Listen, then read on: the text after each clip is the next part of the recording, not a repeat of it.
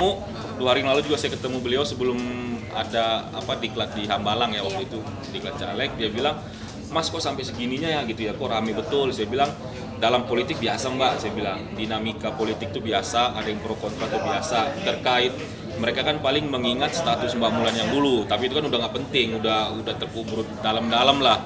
Orang sekarang juga isu, justru saya bilang kalau memang Mbak Mulan tersinggung atau apa, kalau saya sebagai kuasa hukum menyarankan itu dilaporkan ke dapat ditindaklanjuti secara hukum. Dia bilang nggak usah lah, nanti malah makin rame. Ya terserah, saya bilang itu kan kalau dari sisi hukum, kalau memang tersinggung. Tapi lagi-lagi Mbak Mulan merasa ya sudahlah. Awal muasalnya sih, awalnya itu dia sempat kaget aja kenapa di demo.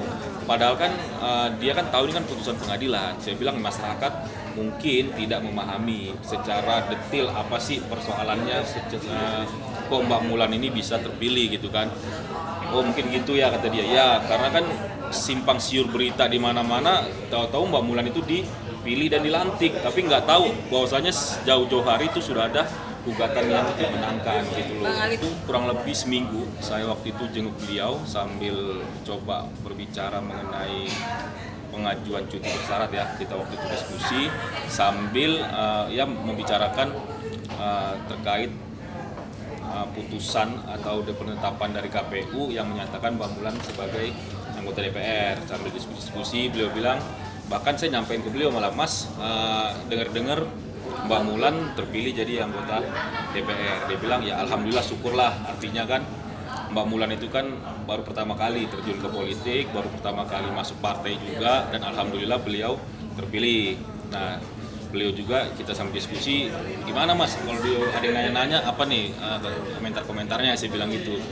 Ya yang penting kalau gue pribadi, bahasa dia gitu kan, dia kan bisa lu gua gitu, yang penting amanah lah. Jadi setiap aspirasi di dapilnya dia, masyarakat yang diwakili dia itu ya dipenuhi. Kalau ada istilahnya reses atau kunjungan-kunjungan ya ditamakan ke dapil ya, yang intinya membawa program yang bermanfaat ketika dia kampanye untuk masyarakat di sana, khususnya di dapil dia lah Garut sama Tasik kurang lebih gitu. Kalau Mas Dhani ini kan orangnya kan kalau demo-demo begitu dia sebenarnya sih nanya masalahnya apa sebenarnya kalau di demo gitu. Saya bilang gini, kalau dalam hal dunia politik itu biasa Mas, saya bilang ada yang pro kontra itu biasa. Cuman yang tidak dipahami orang-orang adalah Mbak Mulan jadinya DPR itu berdasarkan putusan pengadilan. Artinya di situ ada dasar hukumnya, bukan maunya partai yang ujuk-ujuk mengganti orang gitu loh. Nah, jadi masyarakat pemahamannya begitu. Ada yang terpilih terus nggak dilantik, salah. Itu semua ada proses hukum. Jadi justru kalau nggak ada proses hukumnya malah itu yang repot. Ini harus semua ada proses hukum kok. Artinya saya sebagai lawyernya dia juga saya jelaskan mekanismenya jelas. Ketika itu Mbak Mulan mengajukan gugatan dan pada waktu itu menang. Nah partai politik khususnya Partai Gerindra itu mengikuti putusan pengadilan. Itu jadi dasar hukumnya jelas. Jadi masyarakat juga harusnya memahami itu gitu loh. Jadi jangan ujuk-ujuk di demo yang disalahkan partai. Enggak. Jadi partai itu karena taat hukum. Diklat yang di Hambalang berarti kurang lebih 4 hari yang lalu. Dia sebelum itu jenguk dulu. Waktu itu dia sempat nanya saya, Mas ada waktu nggak kita jenguk Mas Dhani deh? Dia bilang gitu. Mau ngapain? Ya saya kan mau ikut diklat dan kebetulan nanti setelah diklat mungkin tidak sempat lagi jenguk dan langsung pelantikan kan. Waktu itu saya nggak sempat bentrok, baru besoknya saya ketemu Mas Dhani. Jadi kurang lebih 3 hari atau 2 hari lah sebelum pelantikan ini saya ketemu dia gitu. Kondisi Mas Dhani kalau dibilang tulang punggung keluarga iya, tapi enggak juga kenapa? Setiap konser-konser Dewa saat ini kan digantikan oleh Dul. Nah artinya secara royalti ya, artinya kayak istilah kita tuh peran pengganti lah, itu tetap Mas Dhani itu tetap mendapatkan bagian dari setiap kontrak-kontrak atau konsernya Dewa gitu loh. Jadi tidak bisa serta-merta dikatakan Mbak Mulan, tapi di sisi lain iya juga gitu, karena kan selama ini kita tahu ya Mbak Mulan dengan karirnya sendiri, dengan biaya-biaya dia sendiri gitu loh. Artinya bisa dibilang iya, tapi enggak juga gitu loh. Saya nggak tahu ya, tapi kalau sejauh ini gitu kalau versi saya nih, ini versi saya, teman-teman juga boleh silakan nanti cross check. Yang sampai 3 hari siang lalu saya bilang tadi Mbak Mulan aja masih ketemu di Mbak Mulan itu nggak ada gosip itu. Artinya itu nggak tahu dari mana gitu kan. Justru 3 hari yang lalu masih terang suami istri, masih mas pamit besok saya mau di kelas segala macam. Ya artinya kan terbantahkan tuh kalau versi saya gitu loh, tapi nggak tahu kalau berita-berita yang di luar kan gitu. Makanya saya bilang teman-teman boleh kutip, terserah, ini versi saya yang saya saksikan sendiri gitu loh. Gitu. Kita juga mesti tahu betul ya. Kita juga mesti tahu betul orang menyatakan sakit jantung itu tidak serta-merta mendadak, harus ada riwayatnya ya, harus ada pemeriksaan medisnya. Sekarang coba aja teman-teman cek apakah betul sakit jantung, tanya dokternya rumah sakitnya di mana. Kalau memang itu betul ya mungkin saja ya, saya bilang masih mungkin saja ada empati dari kami dari keluarga. Bang, apa yang mau diakui gitu loh ya. Perlu saya luruskan bahwa apa yang dikatakan si Mbak itu ada benarnya, tapi tidak semua benar. Ada benarnya dan yang nyata klien kami juga sudah jawab pada saat klarifikasi bahwa memang betul pernah ada pertemuan. Itu aja. Tidak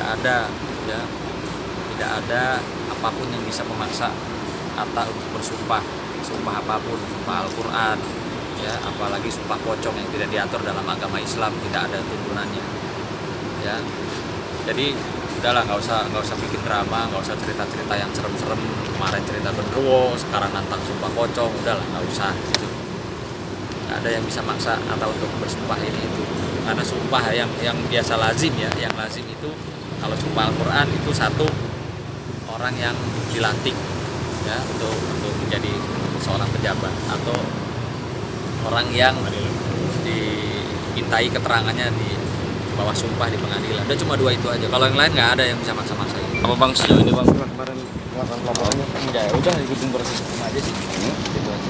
Ya tanya aja sama orangnya. Ya sama yang dilaporin aja. Kita kan nggak ada urusan yang kan. Orang bertemu kan boleh aja Gini, Pak. kalau masalah bukti yang mereka punya silahkan saja ya. Cuma saya perlu kasih tahu, si Mbak itu kan sudah didampingi pengacara. Pengacara harusnya tahu bahwa alat bukti itu tidak sepantasnya dibeberkan di media.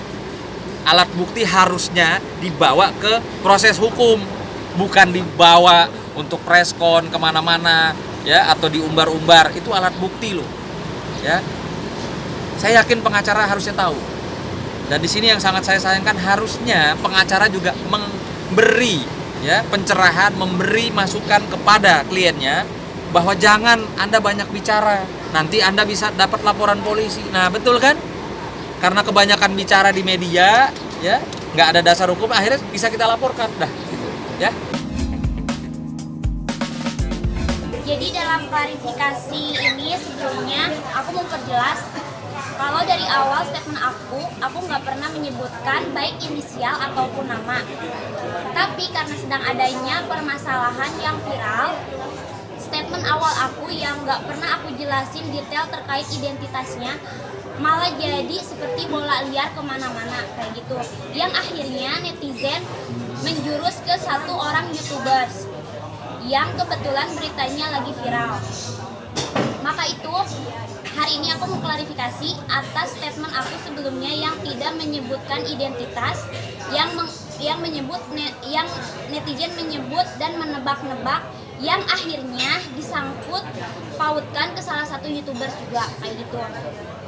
Jadi Dinar di sini mau mengklarifikasi kalau dari statement awal yang aku maksud itu bukan beliau, dan sekaligus di hari ini juga aku mau minta maaf kepada Atta Halilintar jika memang dari statement awal aku itu mungkin jadi merugikan beliau atau mengganggu beliau. Karena dari awal statement aku gak pernah disebutkan siapa orangnya atau identitasnya, yang menyebut netizen jadi berasumsi dan menebak-nebak sendiri. Jadi pokoknya intinya Dinar mau minta maaf kepada Atta Halilintar kalau merasa terganggu dengan statement awal Dinar. Karena setelah telah disebutkan namanya Atta Halilintar, ternyata itu ceritanya jadi berbeda.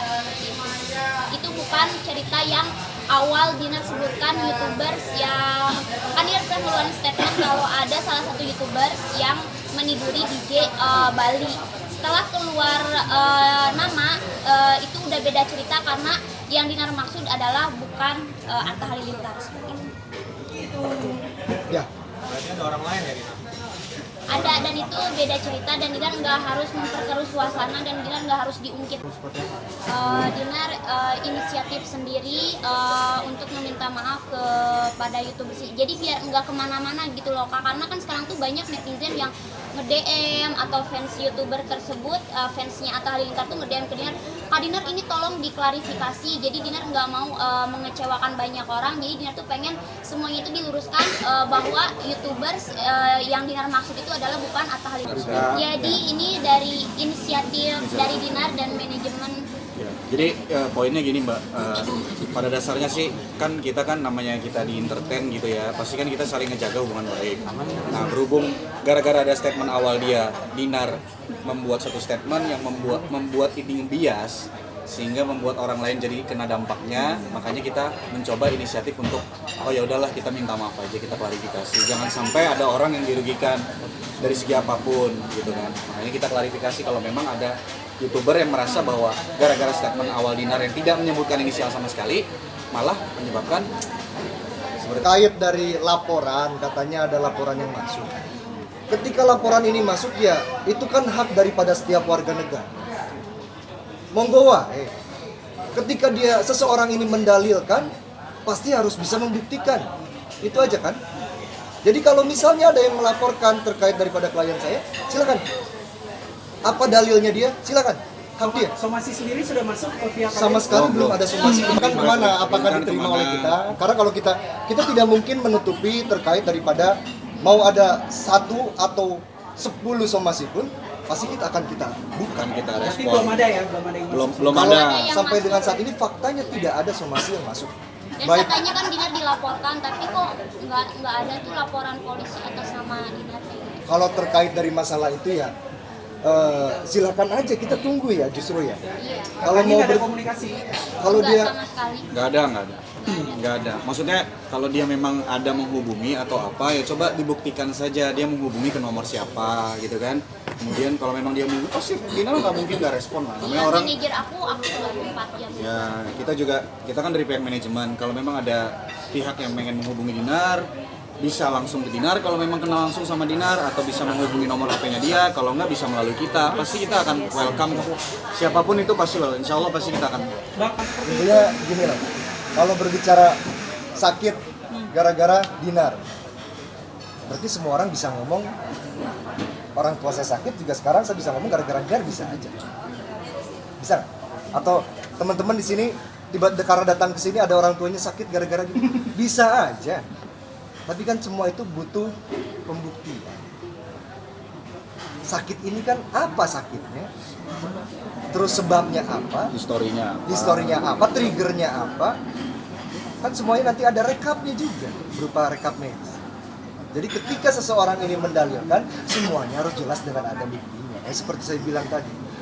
Ingat, ketika mendalilkan tidak bisa mendalilkan tapi tidak bisa membuktikan. Kita ini negara hukum. Merujuknya apa? Kesaksian ini akan kita pertanyakan dan kita bisa laporkan balik. Kapan kira-kira melaporkan balik? Secepatnya.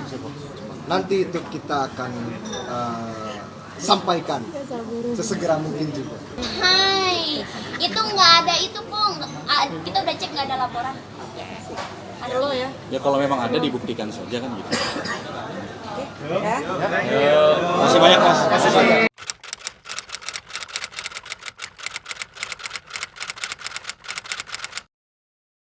Jadi jangan lupa untuk subscribe Cumi Cumi. Ditekan ya tombol lonceng merahnya.